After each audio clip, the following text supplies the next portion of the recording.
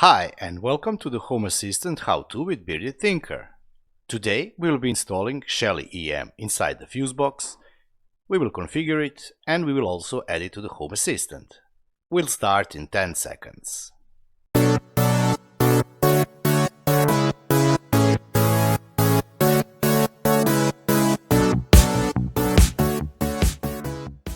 Today we will have a little bit different Home Assistant How-To, as we will not be just installing integration or configuring an integration, but we will be also installing a device inside the fuse box, connecting it to the Wi-Fi via web app, and later on we will be also adding integration inside Home Assistant. So let's get started. First things first, let's prepare everything for the installation. We will be installing now Shelly EM inside my fuse box.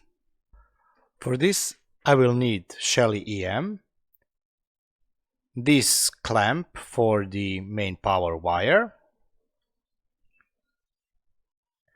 this is 120 amps and there is a version for the 50 amps also, screwdriver, wire and wire stripper.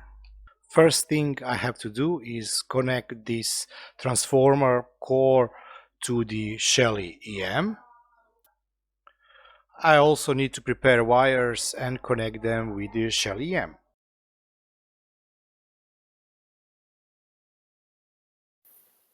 Next thing is to connect Shelly with the sensor. Let me check wiring. So according to the manual, red wires should go to the plus and black wires should go to minus, which unfortunately is something different than we normally use. We normally use black wire for the power and blue wire for the neutral.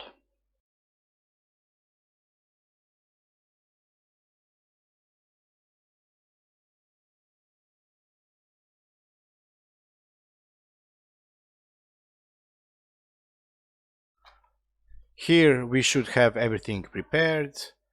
We have red wire and black wire for the sensor. We also have a live wire connected to the black wire and blue wire connected to the neutral. Let me just verify that everything is fitting and sitting nicely. It's holding up nicely. So next thing, we have to go to the fuse box. Of course, first step is to remove housing of the fuse box so we can access the wiring. I apologize for the camera shaking. Unfortunately, I'm unable to put it down on a stand. I have to keep it in my hand. So let's look at what we have here. We have two rows of fuses. We have main fuse or main switch for the power. And what I have to do is I have to connect Shelly ferrite core clamp around this cable and also connect it above to the zero or neutral, and some of those fuses somewhere around here on one of those fuses to provide it with the power. Next step for me is to disable this fuse, and it should leave power on this row but should disable all the other power in the apartment. And that was my screwdriver. Okay, I'll be back as soon as I disconnect the fuse.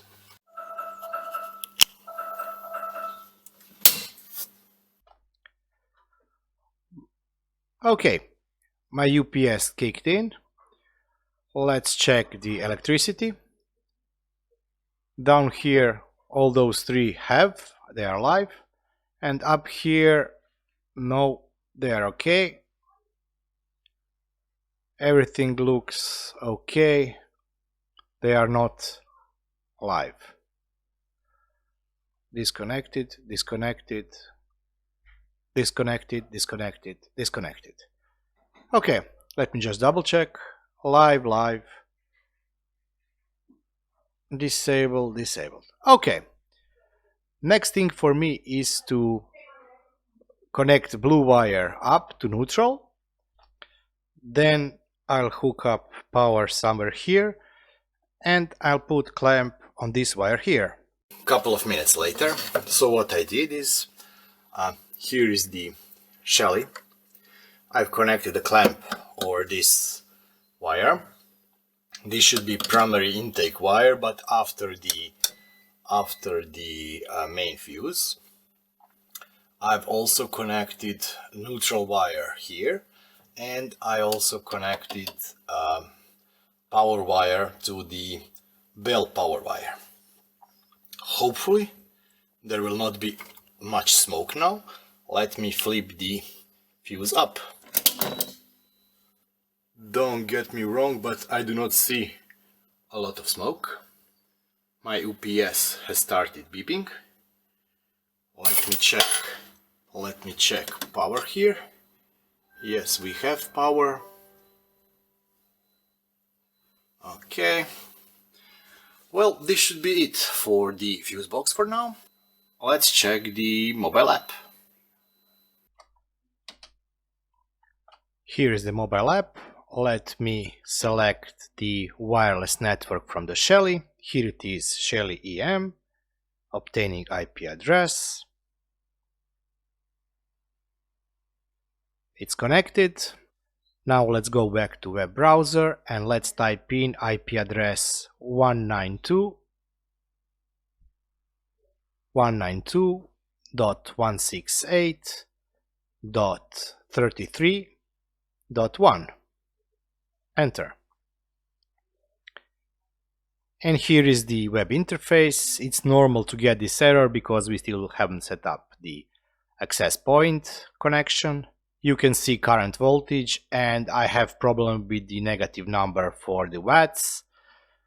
In the settings, let's configure Wi-Fi. Let's tick the box. I will select static IP address and type in the future address of the Shelly.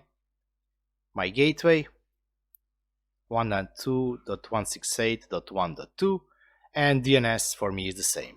Save. By selecting the IP address, we are now starting it on our network, so now it's connected on our network. First thing, let's update the firmware. Yes. I don't think that it updated. I don't think it updated. I have issue here with the negative watts. This is because my clamp transformer is upside down. I had to turn it, and I did it after I recorded this video. Let's go to settings.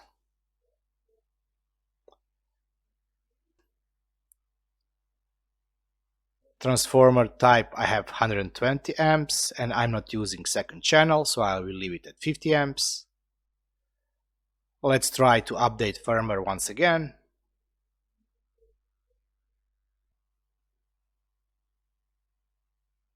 Okay, here it's starting and it's updated now. Settings are saved. Update is done. Let's check time zone. It's okay. Set time date. Let's select year, month, date, and let's set time. Although I don't know why I'm setting it, it should pick it up by itself. So it's 9:40 in the morning. Okay.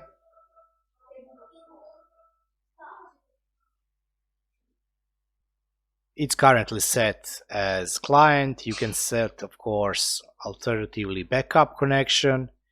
If you want, you can select here cloud option or advanced developer settings where you have MQTT. And this should be it. The device is now ready, it's configured, updated, and we can now hook it in a Home Assistant.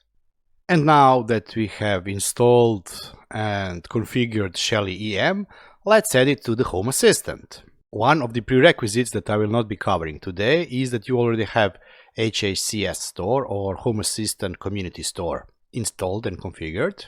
If you do not have it installed, there is an older video I have recorded previously that I think is still working. I will be posting the link here. So let's go to HACS. In the Home Assistant Community Store, let's go to Integrations. And here let's type Shelly for HACS, Shelly Integration. Let's install it. Great thing about Shelly for HACS integration is that it allows you to use your Shellys no matter what type of other control you are using. In my case, I will be using web interface for each Shelly device, but there is also possibility to integrate it while using Shelly Cloud or while using MQTT. We have now installed it. Next thing should be to go to integrations. But before we go to integrations, let's go to Visual Studio Code, or if you are using configurator, go there.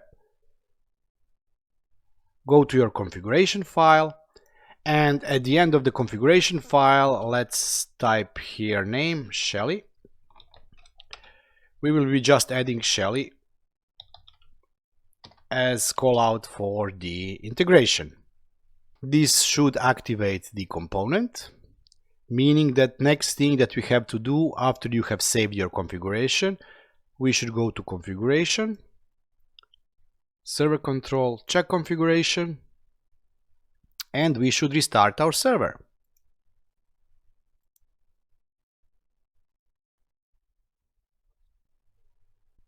And now our server is back online.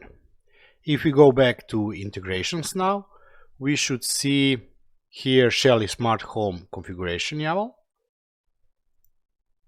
And we have here one device. Unfortunately, it didn't find and recognize. Oh, here it is.